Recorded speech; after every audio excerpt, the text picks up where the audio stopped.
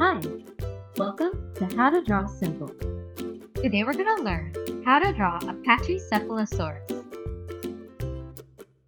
Let's start off by drawing a crooked line going up to the right for the snout. Then, a big arch to the right for the dome-shaped head that the Pachycephalosaurus is known for. From the front, add a curve down that dips in for the mouth, back down a bit with a sharp turn to the right that turns up at the end for the jaw. Next, draw the bumpy horns around the dome with some small circles here that get pointier and denser towards the back of the head. Add another row of bumps here, angled out more, and one more row of bumps here pointing to the right. From there, draw an S shape coming down from the bumps for the back of the neck. Then, a line going over to the right that turns up and back to the left. Then, curving back down and to the left like so to finish off the tail. Next, you can draw the legs. Start with a line coming down that turns to the right for the thigh. Then, a line coming down like so with 3 pointed claws at the bottom.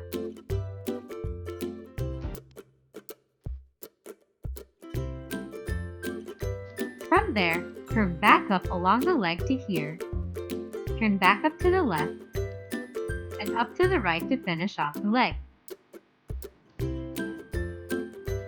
For the belly, continue the line from the tail on this side.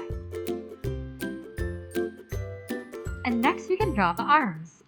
A line coming down from here that turns to the left and angles down like this with a claw at the bottom. Add another claw right next to it. Then, extend that line back up along the arm like so. Continue the line from the belly up here with a short curve to the jaw for the neck. Then, draw the other arm and leg by copying the line slightly to the left. Some scientists think that the Pachycephalosaurus use their domes for headbutting like goats or rams.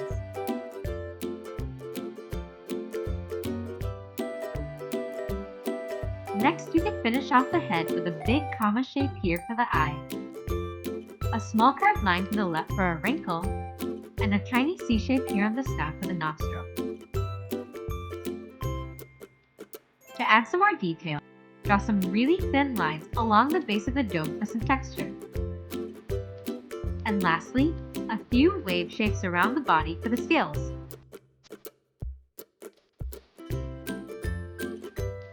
And now you've got a Pachycephalosaurus.